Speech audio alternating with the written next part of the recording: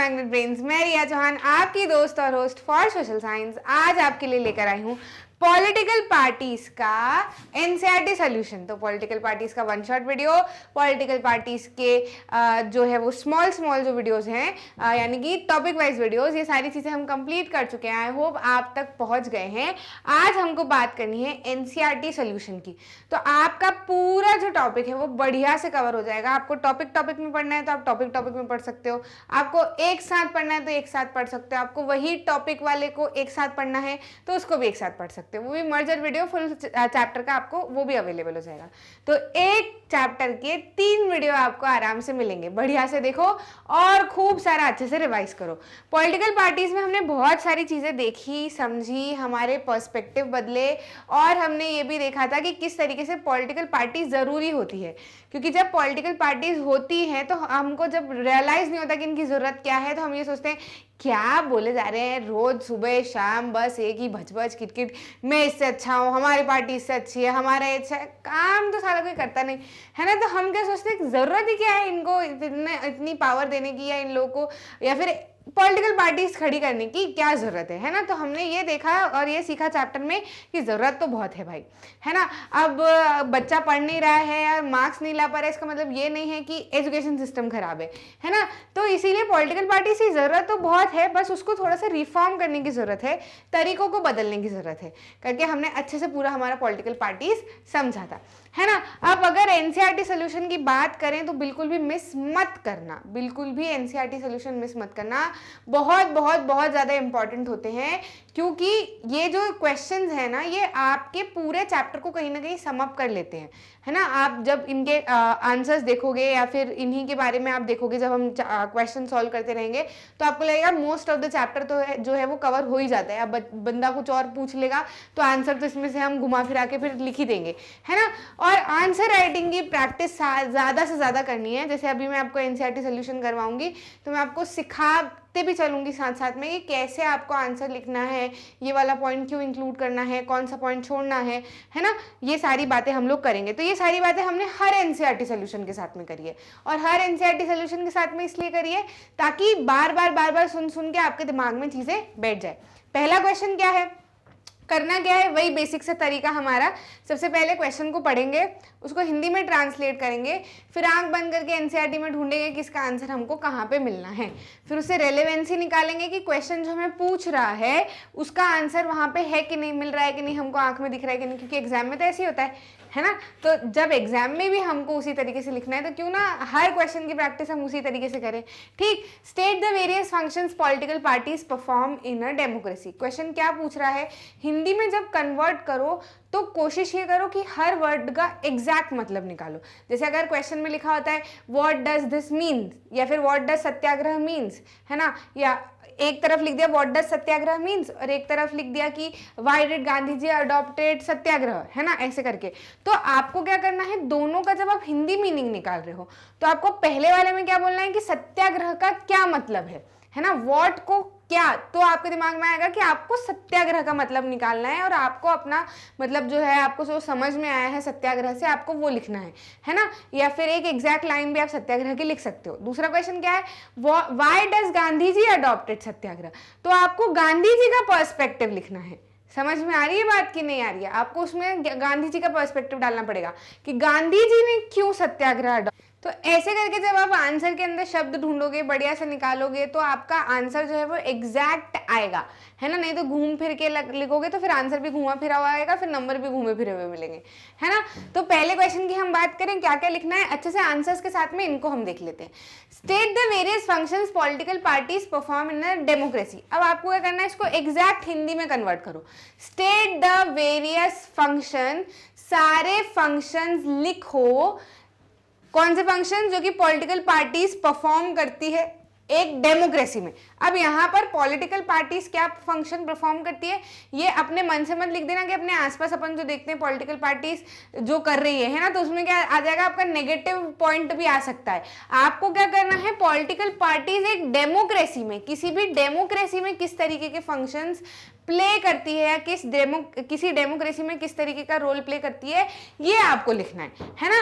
तो यहाँ पर आप क्या लिख सकते हो कि पॉलिटिकल पार्टीज क्या करती हैं, इलेक्शन कंटेस्ट करती हैं, है ना। पॉलिटिकल पार्टीज क्या करती हैं, अलग अलग पॉलिसीज वगैरह जो है वो लोगों के सामने रखती है, प्रोग्राम्स लोगों के सामने रखती है ताकि वोटर्स उसमें से चूज कर सके। साथ ही साथ में पॉलिटिकल पार्टीज जो है वो लॉ मेकिंग में एक डिसिसिव रोल प्ले करती है। आपने देखा है कि पॉलिटिकल पार्टीज, आप लोग देखते हो ना, वहाँ पे अपने पार्लियामेंट में बैठी रहती हैं, संसद में बैठी रहती हैं, फिर लोग डिस्कस करते हैं कि ये मुद्दा है, ये मुद्दा है, ये मुद्दा है। तो वो बैठे वाले लोग कौन होते हैं, अलग अलग पार्टीज के लोग ही होते हैं, हम लोग ही उनको इलेक्ट करके भेजते हैं, है ना। तो क्या करती है, लॉ मेकिंग में एक डिसिसिव रोल, मतलब एक डिसीजन मेकिंग वाला रोल प्ले करती है।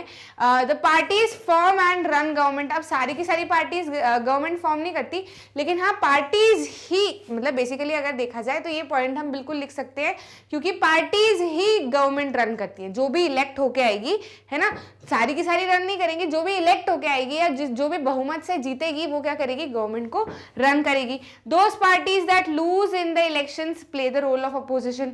ये काफी इंपॉर्टेंट पॉइंट है, हम लिखना इसको भूल ही जाते हैं, है ना। तो ये बताना जरूरी है कि जो पार्टी जीतती है वो गवर्नमेंट फॉर्म करती है, तो बाकी की पार्टीज क्या करती है ना। दोनों का रोल हमको बताना पड़ेगा ना, कि जो जीत गई उसने तो गवर्नमेंट बना ली, बाकी जो नहीं जीती वो क्या फिर घर चले जाती है, नहीं, वो अपोजिशन का रोल प्ले करती है। और अपोजिशन का रोल प्ले करना इज वेरी इंपॉर्टेंट, क्योंकि जब सामने वाला बंदा, अगर आपने उसको इलेक्ट कर दिया, उसकी पार्टी बन गई है ना, अब जब तक उसको डर नहीं रहेगा कि मेरी गलती कोई भी 4 लोग पकड़ने वाले बैठे हैं, तब तक वो आराम से काम करेगा, है ना। उसको ये डर होना जरूरी है कि मैंने कुछ गड़बड़ करी या मैंने कुछ खराब किया या मैंने कुछ गलत किया, तो ये जो बाकी जो सत्ता के भूखे हैं लोग जो अपोजिशन में बैठे हैं, वो मेरी सभी दूर उड़ा देंगे और वापस से मेरे को मेरा गवर्नमेंट फॉर्म करने का मौका नहीं मिलेगा। तो उसको डर रहेगा ना, तो वो अच्छे से काम करेगा, वो सोचेगा कि मैं और अच्छे से अच्छा काम करूँ और बढ़िया से बढ़िया काम करूँ, है ना। तो इसलिए अपोजिशन होना काफ़ी ज़्यादा इंपॉर्टेंट है। जिस तरीके से लाइफ में क्रिटिक होना काफ़ी ज़्यादा इंपॉर्टेंट रहता है ना, हम कहते हैं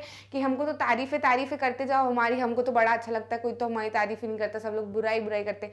बुराई नहीं, उसको बुराई की तरह नहीं लेना चाहिए, हर चीज को एक फीडबैक की तरह लो, कि कैसे, अगर जैसे सामने वाला बंदा आपको नहीं बोलेगा कि नहीं यार देख तूने ये बिहेव बहुत खराब किया, तेरे को इस तरीके से जवाब नहीं देना चाहिए था, तो एक टाइम को हमको बुरा तो लगेगा कि यार ये तो मेरी दोस्त है, फिर भी मेरे को कह रही है कि तू गलत है, पर फिर भी हम फिर धीरे धीरे करके हमको रियलाइज होगा कि नहीं यार कह तो सही रही थी, है ना। तो उससे क्या होता है, हमारे नेचर में और अच्छा सुधार आता है और बेटरमेंट होता है ना। तो इसलिए क्रिटिक्स होना लाइफ में काफी ज्यादा इंपॉर्टेंट है, ऐसे बुरा नहीं मानना चाहिए। तो सेम पॉलिटिकल पार्टीज के साथ में भी है, जो पावर में आ जाती है वो क्या करती है, अपनी गवर्नमेंट रन करती है, और जो अपोजिशन में बैठी है, जो पावर में नहीं है, वो क्या करती है, इनका ध्यान रखती है कि ये क्या गलत कर रहे हैं, जहां गलत करेंगे टांग खींच देंगे, है ना।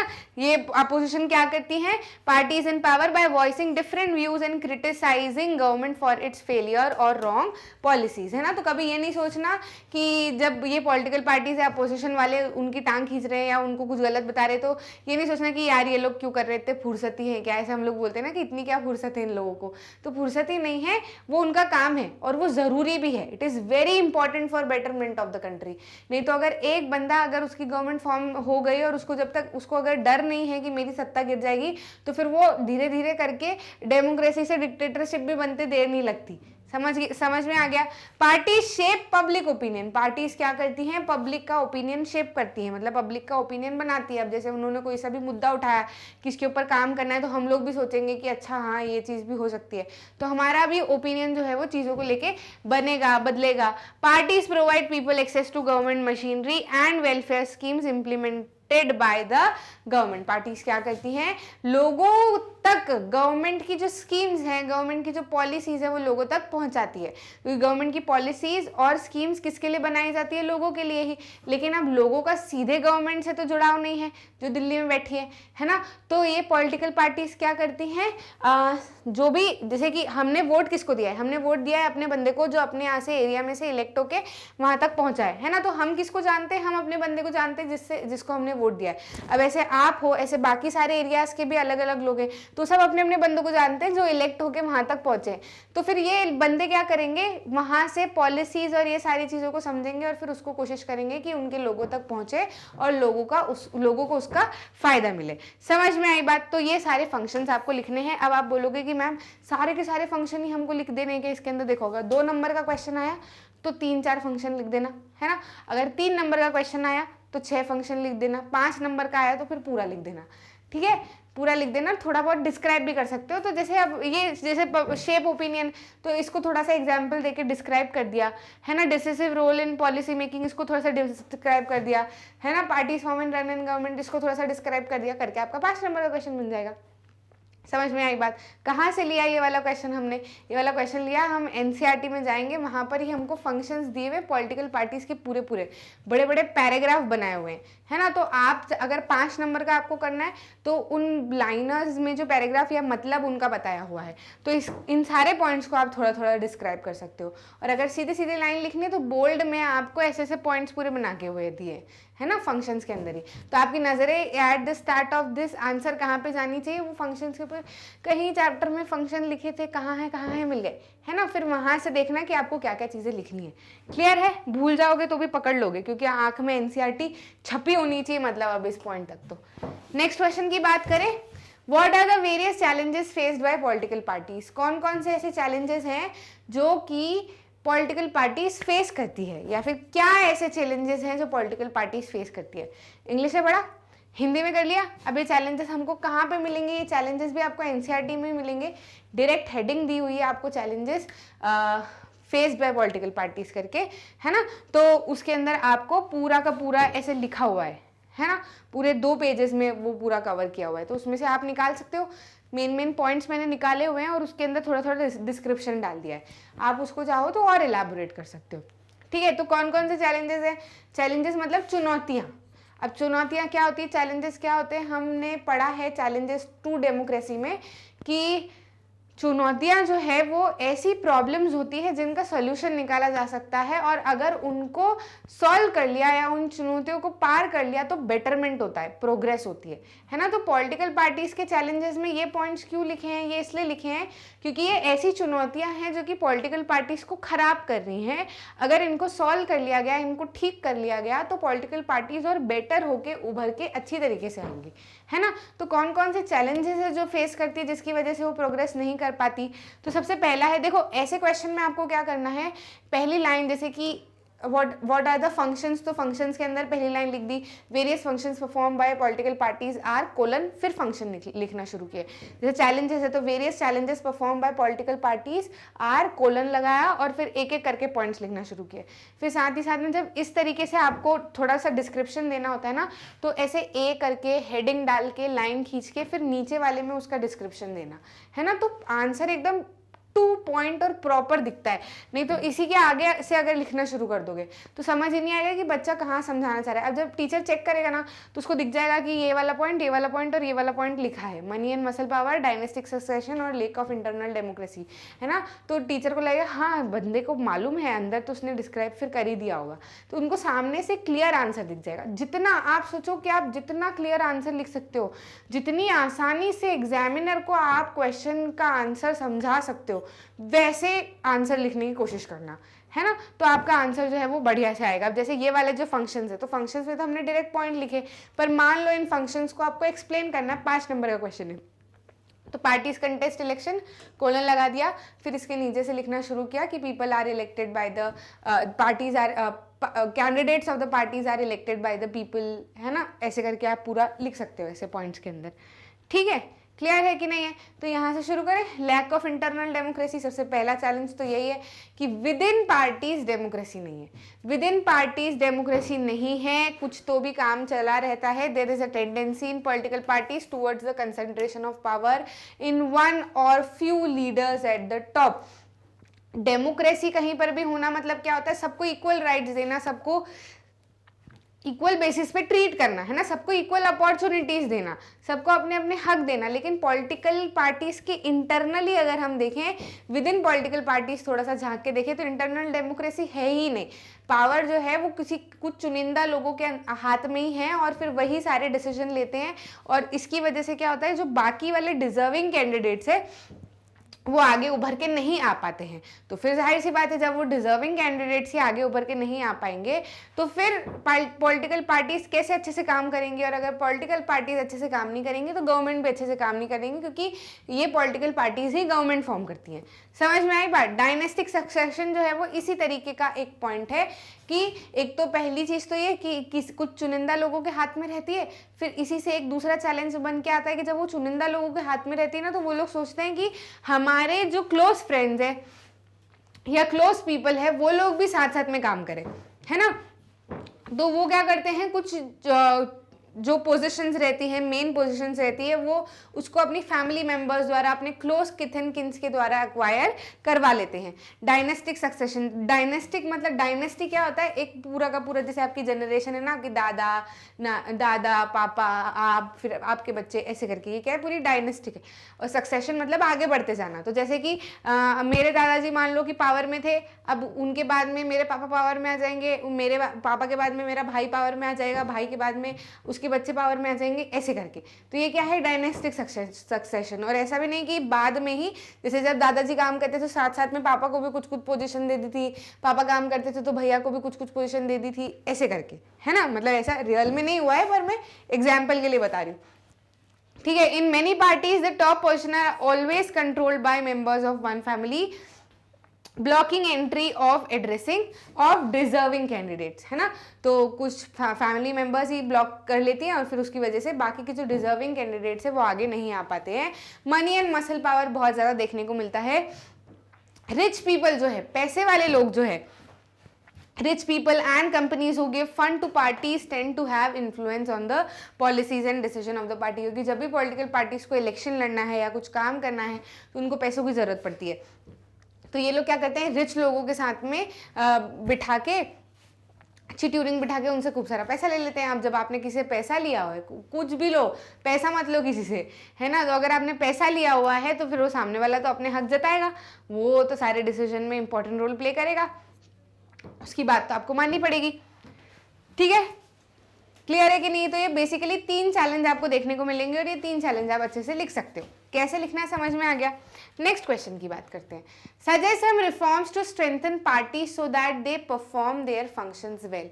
कुछ चेंजेस सजेस्ट करो, हिंदी में कन्वर्ट करते हैं, कुछ चेंजेस सजेस्ट करो या फिर कुछ रिफॉर्म्स सजेस्ट करो ताकि पॉलिटिकल पार्टीज जो है वो स्ट्रेंथन हो जाए, मतलब और मजबूत हो जाए और वो अपने फंक्शंस जो है वो अच्छे से परफॉर्म कर पाए, है ना। तो ये चीज़ हमको लिखनी है। तो अब ये चीज़ आपको कहाँ पे मिलेगी, ये चीज़ आपको चैप्टर के एंड में जो टॉपिक है रिफॉर्मिंग पॉलिटिकल पार्टीज करके, उसके अंदर आपको एट द लास्ट मिलेगा। उसके अंदर आपको 2 तरीके से रिफॉर्मेशन दिए हुए हैं, एक तो जो अडॉप्टेड हैं, जो किए हुए हैं, है ना। दूसरा पार्ट आपका ऐसा है जो कि सजेशंस हैं, है ना। मतलब अभी तक अडॉप्ट कर नहीं लिए हैं, सजेशन दिए गए हैं, तो उन चीज़ों को अडॉप्ट अभी करना बाकी है, तो वही सजेशन आपको यहाँ पे लिखने। वो पहले वाले सजेशन मत लिख देना, वो सजेशन नहीं है, वो तो क्या है, वो अडॉप्टेड है, पॉलिटिकल पार्टीज में किए हुए हैं वो सारी चीज़ें रिफॉर्म करने के लिए, है ना। ये वाले जो है ये सजेशन है, तो आपको सजेशन लिखने हैं। पहला सजेशन क्या है कि 1/3 रिप्रेजेंटेशन जो है वो वुमेन कैंडिडेट्स को देना चाहिए, क्योंकि जब आपको वुमेन की स्थिति को इम्प्रूव करना है, कंट्री में इम्प्रूव करना है, तो वो वुमेन ही करवा सकती है, वही अपनी बात रख सकती है। वुमेन के डिसीजन, अगर वुमेन की स्थिति को इम्प्रूव करने के डिसीजन भी अगर मेन लेंगे तो फिर वुमेन की स्थिति कभी आगे बढ़ ही नहीं पाएगी, वो प्रोग्रेस कर ही नहीं पाएंगे, है ना। State funding during election should be promoted so that candidates coming from a poor background stand an equal chance to win, है ना। तो यहाँ पर क्या है कि स्टेट फंडिंग होनी चाहिए इलेक्शन की। क्यों स्टेट फंडिंग होनी चाहिए? स्टेट फंडिंग इसलिए होनी चाहिए इलेक्शंस की क्योंकि देखो जब भी पॉलिटिकल पार्टीज बनती हैं, फिर इलेक्शन अगर लड़ना होता है, तो जैसे मान लो मेरे को सोशल चेंज में काफ़ी ज़्यादा इंटरेस्ट है, मैं चाहती हूँ या मैं डिजर्व करती हूँ कि मैं कुछ अच्छा कर सकती हूँ, अच्छा चेंज ला सकती हूँ, है ना। तो मेरे पास में अब मान लो पैसा नहीं है, अब मैं इलेक्शन तो लड़ना चाहती हूँ लेकिन पैसा नहीं मेरे पास में। अब मेरे ही अगेंस्ट जो दूसरा बंदा खड़ा हुआ है वो ऐसे ही है डल्लू पल्लू, पर उसके पास में पैसा खूब है ना। तो वो क्या करेगा, वो ज़्यादा से ज़्यादा लोगों के घर में जा जाके अभी के टाइम पे खूब उनकी सेवा कर देगा, जिसको जो जरूरत लग रही है वो दे देगा। अब मेरे मन में तो है कि मैं बहुत अच्छी सेवा कर सकती हूँ, लेकिन मेरे हाथ में अभी पैसा नहीं है इलेक्शन लड़ने के लिए, है ना। मेरे पास में जब मैं पार्टी में आ जाऊंगी, पावर में आ जाऊंगी, तो मैं ये सारी चीज़ें और अच्छे से कर पाऊंगी, है ना, क्योंकि हमको बजट दिया जाएगा काम करने के लिए, सारी चीज़ें करने के लिए। लेकिन अभी लोगों को मेरी तरफ खींचने के लिए मेरे पास में पैसा नहीं, लेकिन सामने वाले बंदे के पास में। तो ऐसे में क्या होगा, लोग तो ये देखेंगे कि अभी कौन सेवा कर रहा है ना। लोगों के दिमाग में ऐसे थोड़ी इतना एजुकेशन तो नहीं है सारे एरियाज में, तो फिर वो लोग देखेंगे ये तो कुछ नहीं करता, ये तो अभी सारा कुछ कर रहा है, दे दो उसको वोट, अब वो पावर में आ गया और फिर उसके बाद में उसने कोई काम ही नहीं किया, कोई मतलब नहीं।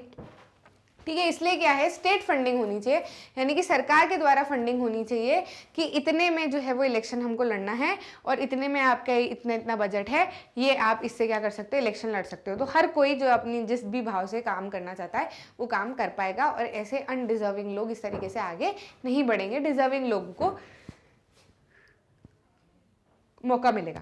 समझ आई बात? The party should not promote candidates having criminal record. जाहिर सी बात है यार, अब आप नेता बना रहे हो, आपको आगे हम लोगों का भविष्य सुधारना है, वो नेता लोग हमारे लिए ही क्या करेंगे, डिसीजन लेंगे आगे पार्लियामेंट में जाके, MP MLAs बनेंगे। अब उनका अगर क्रिमिनल रिकॉर्ड हुआ तो उनके अंदर तो ताकत हो जाएगी, है क्या कर लिया था हमारा क्रिमिनल रिकॉर्ड, क्या उखाड़ लिया तुमने, आ गए हम तो पावर में हैं, तो ऐसी चीज़ हो जाएगी ना, तो फिर उनको और से मिल जाएगी, फिर वो और गलत गलत काम करेंगे। इसलिए पार्टीज को प्रमोट नहीं करना चाहिए उन कैंडिडेट्स को जिनका क्रिमिनल रिकॉर्ड रहा है। A provision within a political party to tackle internal conflict, provision भी होना चाहिए विद इन पॉलिटिकल पार्टी, ताकि अगर कुछ मतभेद हो विद इन पॉलिटिकल पार्टीज तो उसको ठीक किया जा सके। समझ में आया कि किस तरीके से अलग अलग रिफॉर्म्स लाए जा सकते हैं ताकि पॉलिटिकल पार्टीज को ठीक किया जा सके, है ना। तो ये रिफॉर्म्स अगर आ गए पॉलिटिकल पार्टीज के अंदर, ये ऐसे रिफॉर्म्स हैं जो अभी तक अडॉप्ट नहीं किए गए हैं। क्लियर है कि नहीं है? Next is what is a political party. Political party होती क्या है? तो ये आंसर आपको कहां पे मिलेगा? At the very start of the chapter, है ना, at the very start of the chapter. Meaning में आपको बताया गया है कि पॉलिटिकल पार्टीज क्या होती है। ठीक है, तो आप political parties is a group of people who come together to contest election and hold power in the government. Political parties ऐसी पार्टीज होती हैं जो कि कंटेस्ट करती है इलेक्शन और फिर उसके बाद में वो compete करती है ताकि वो गवर्नमेंट में अपनी गवर्नमेंट जो है वो फॉर्म कर सके। वो पॉलिटिकल पार्टीज में ऐसे लोग होते हैं जो कि वो एग्री करते हैं on the policies and programmes for the society with a view to promote collective good. चाहते हैं कि कुछ पॉलिसीज और प्रोग्राम के ऊपर अपन सारे के सारे, जब देखो पार्टीज बेसिकली बनती कैसे हैं पार्टीज बेसिकली ऐसे बनती है कि जैसे आप हो, आप लोग 6 लोग हो, है ना। अब 6 में से 4 लोगों की सोच कुछ अलग है और 2 लोगों की कुछ सोच अलग है ना। तो वो पार्टीज में उस 4 में से एक बंदा इधर नहीं आ सकता, इसका ये बंदा इधर नहीं आ सकता, क्योंकि सोच एक जैसी मिलनी चाहिए, है ना। अगर पार्टीज के अंदर रहना है तो वो 4 एक पार्टी बना सकते हैं, ये 2 एक पार्टी बना सकते हैं। फिर इन 2 के साथ में और वो लोग जुड़ सकते हैं जो इनकी तरह की सोच रखते हैं, और उनके साथ में और वो लोग जुड़ सकते हैं जो उनकी तरह की सोच रखते हैं। समझ में आ रही है बात? तो ये क्या करते हैं, ये एग्री करते हैं ऑन पॉलिसीज एंड प्रोग्राम्स ताकि कुछ एक कलेक्टिव गुड जो है वो सोसाइटी का आ सके। Since there can be different views on what is good for all, किस कारण से, इसलिए ये मतलब इन दोनों को तो एक ही पॉइंट कर लेना आप, है ना, ये इसी का रीजन है। तो ये D पॉइंट ऊपर वाला आ जाएगा। ठीक है, ये सिंस देयर इज, ये एक पॉइंट नीचे हो गया, इसको इसके साथ में कर लेना। तो ये जो B पॉइंट है पूरा क्या हो जाएगा? They agree on some policies and programmes for the society with view to promote collective good since there can be different views on what is good for all, है ना। क्योंकि सब लोगों के अलग अलग मत है ना कि सब लोगों के लिए क्या अच्छा है, तो फिर वो पॉलिटिकल पार्टीज वही लोग बनाएंगे जिनकी कुछ अपनी सोच है, इनकी कुछ अपनी सोच है, इनकी कुछ अपनी सोच है, इनकी कुछ अपनी सोच है।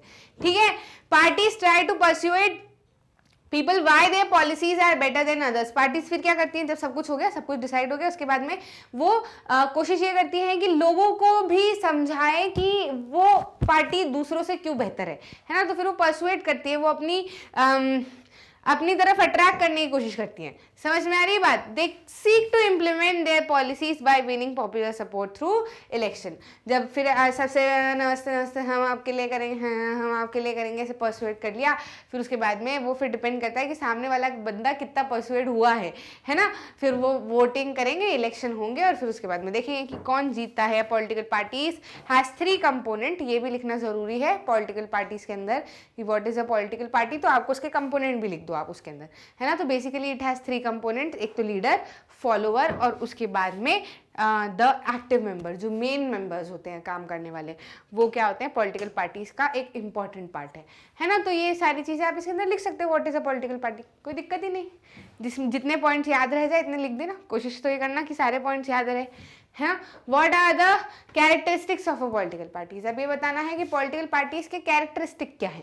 अब पॉलिटिकल पार्टीज के कैरेक्टरिस्टिक क्या होते हैं, पॉलिटिकल पार्टीज के कैरेक्टरिस्टिक मतलब आपके कैरेक्टरिस्टिक क्या है अगर आपसे पूछा जाए तो, है ना, कि आप ऐसे हो, ऐसे काम करते हो, ऐसे हो, फलाना फलाना फलाना, ये आपके कैरेक्टरिस्टिक है। तो बस वही सारी ऐसे इसी तरीके के कैरेक्टरिस्टिक किसके रहेंगे, पॉलिटिकल पार्टीज के रहेंगे।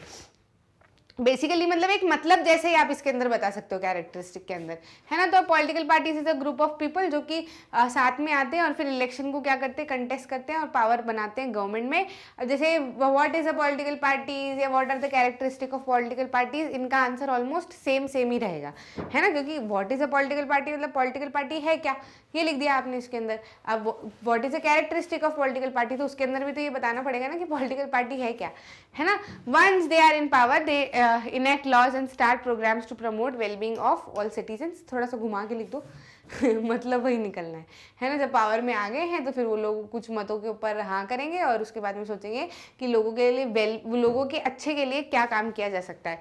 सब पार्टी के जो है वो लाइक माइंडेड इंडिविजुअल्स होते हैं जो कि एक सर्टेन पॉलिसी के ऊपर अग्री करते हैं ताकि जो है वो लोगों का क्या हो, अच्छा हो, other than other policies then other policies the parties try to persuade people with their policies why their policies are better than others, यही जो हमने पिछले क्वेश्चन में लिखा था। parties reflect fundamental political division in society, they involve partisanship, ये important है, इसके अंदर डालना, पिछले वाले में मत डालना, है ना। तो पार्टीज क्या करती है, ये एक फंडामेंटल पॉलिटिकल डिविजन्स भी अपने साथ में लेके चलती हैं, है ना। और मतलब पार्टीशनशिप इसके अंदर इन्वॉल्व रहती है। पार्टीशनशिप मतलब कि मेरे को ये पसंद है ना तो यही पसंद है, अब वो कह रहा है कि नहीं मेरे को ये करना है तो यही करना है, मैं कह रही हूँ नहीं ये होना है तो यही होना है। अब मैं ये नहीं सोच रही कि वो सामने वाला जो है उसका भी कुछ पहलू हो सकता है करने का, और मैं जो वो सामने वाला भी नहीं सोच रहा है कि मैं जो कर रही हूँ उसका भी कुछ पहलू हो सकता है, अच्छा हो सकता है।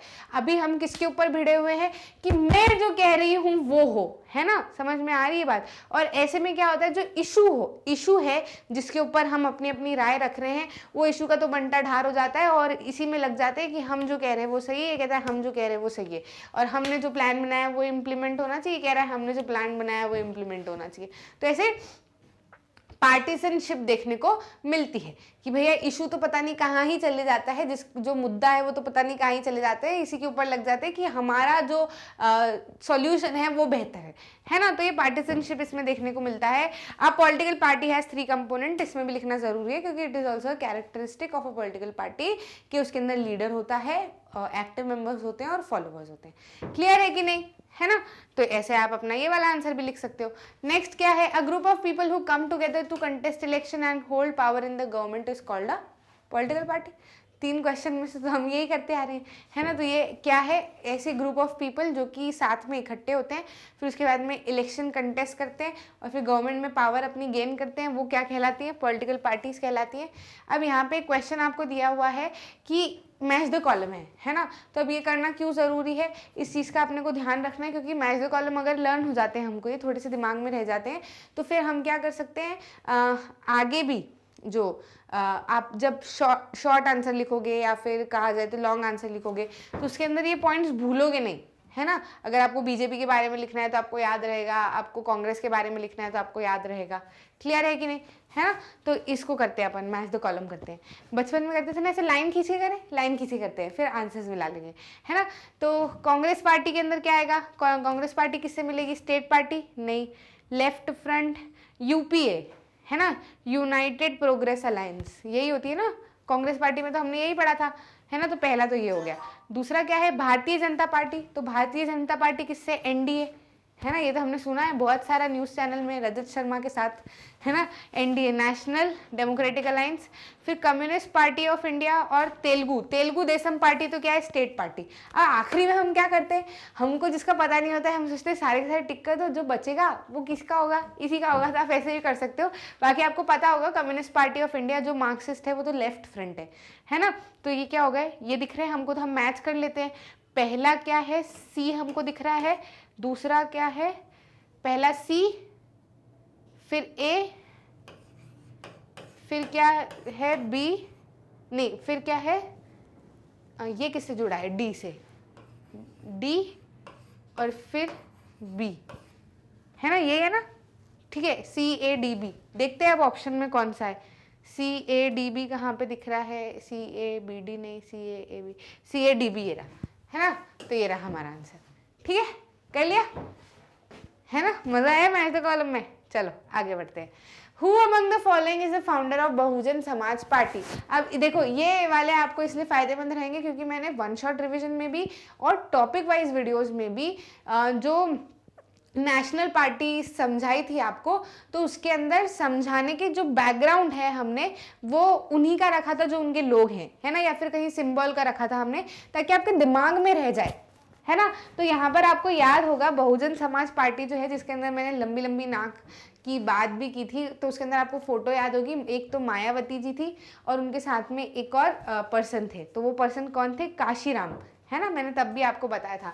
तो इनमें से कौन है जिन्होंने बहुजन समाज पार्टी का जो है वो फाउंडर थे, तो कौन थे, काशीराम जी जो है वो बहुजन समाज पार्टी के फाउंडर थे। याद होना चाहिए आपको, ये इधर टिक लगा देते हैं हम, है ना। तो ऐसे में क्या है, फायदा होता है। मैंने सोचा कि वो वन शॉट फिर और फुल चैप्टर रिवीजन एक जैसा दिखेगा, तो वो क्या पता ठीक लगे कि नहीं लगे आप लोगों को, पर मेरा मैक्सिमम में ऐसा है कि जो स्लाइड्स हैं वो मैक्सिमम में आपको सिमिलर ही दिखेंगी क्योंकि वन शॉट में भी मैंने सारी चीज़ें इंक्लूड करने की कोशिश की थी, और जो अपने ये वाले हैं टॉपिक वाइज वीडियोस है इसके अंदर तो हमको सारी चीज़ें इंक्लूड करनी है ना। तो वो मैंने जब वन शॉट बनाए थे तो बहुत मन से बनाए थे, ऐसा कि इससे अच्छा और क्या बन सकता है, तो फिर वो काफ़ी अच्छा बन के आई थी स्लाइड जिसके अंदर आपके सारे पॉइंट्स इंक्लूडेड थे।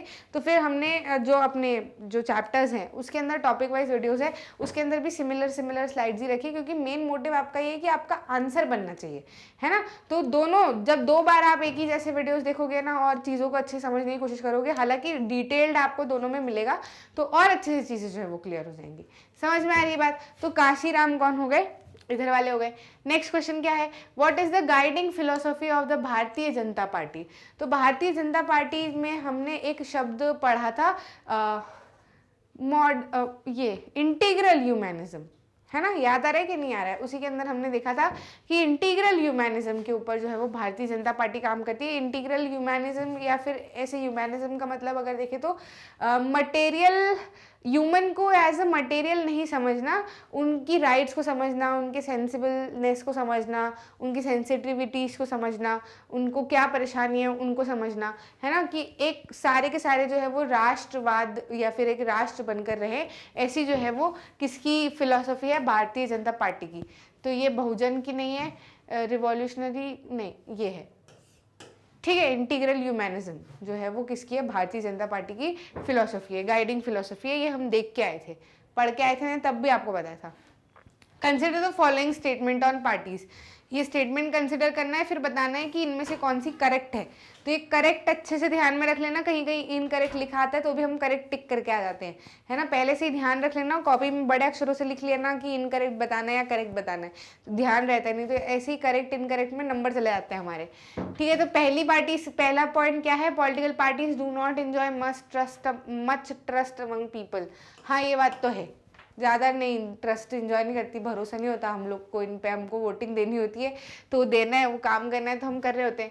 Parties are often rocked by scandals involving top party leaders, है ना, पार्टीज जो है उसको वो एक रुकावट उनके ऊपर आती है क्योंकि जो टॉप पार्टी लीडर्स हैं वो स्कैंडल्स में कई बार फंस जाते हैं, तो ये चीज़ भी हाँ सही है, ऐसा होता है ना। Parties are not necessary to run the government, ये पॉइंट तो बिल्कुल ही गलत है। पार्टीज तो नेसेसरी, भले कुछ भी हो, ज़रूरी तो है, अब वो अंदर से उसको ठीक करना पड़ेगा अच्छे से चलाने के लिए, लेकिन पॉलिटिकल पार्टीज तो ज़रूरी है ना। तो हमको कौन सी स्टेटमेंट्स करेक्ट है ये बताना है। तो ये 2 दिख रही हैं, ए और बी दिख रहा है, हाँ ये रहा, ऑप्शन में भी है ए और बी। ठीक है, तो हो गए हमारे क्वेश्चंस, क्लियर है कि नहीं। तो इस तरीके से एनसीईआरटी सॉल्यूशन हमारे खत्म हुए ऑफ पॉलिटिकल पार्टीज। इसके साथ साथ में आपको frequently asked question test paper भी मिल जाएगा। टेस्ट पेपर के लिए रिमाइंडर ऑन कर लिया करो। टेस्ट पेपर कुछ इस तरीके से बन के आ रहे हैं आपके पास में कि उनसे बाहर मैक्सिमम कोशिश करें कि नहीं क्वेश्चन जाए, आपकी चीज़ें बहुत अच्छे से रिवाइज हो जाए और आंसर राइटिंग भी बढ़िया हो जाए, है ना। तो उसको जब मैं सॉल्व करवाऊंगी आप लोग को या करवा रही हूँ, जो वीडियोज़ आपके पास में आ रहे हैं वो भी तरीकों के साथ में आ रहे हैं कि किसमें कैसा आंसर लिखना है, किसमें कैसा आंसर नहीं लिखना है, कौन सी लाइन लिखनी है, कौन सी लाइन छोड़नी है ना। और 2 नंबर के, 3 नंबर के, 5 नंबर के case based question, map work, सब कुछ हम टेस्ट पेपर में वापस से कर रहे हैं। ठीक है, तो चैप्टर वाइज अभी चल रहे हैं, फिर बाद में हम लोग फुल टेस्ट पेपर भी करेंगे जिसके अंदर पूरा का पूरा आपका सिलेबस आएगा, है ना। तो मज़ा आएगा, छोड़ना मत। सारे के सारे वीडियोस जो है वो मैग्नेट ब्रेन्स की ऑफिशियल वेबसाइट पे यूट्यूब पे अवेलेबल है, वो भी free of cost. Hindi medium channel पे भी है ना। किंडरगार्टन से लेकर 12th तक NCERT, English medium, Hindi medium, सब कुछ फ्री ऑफ कॉस्ट आपके लिए अवेलेबल है, ताकि आप अपनी लाइफ में बहुत कुछ अच्छा एक्सेल कर सके। अच्छा लगा तो लाइक करना, शेयर करना और सब्सक्राइब करना चैनल को, ताकि आप कोई भी इंपॉर्टेंट वीडियो मिस ना कर जाए। मिलते हैं अगले वीडियो में।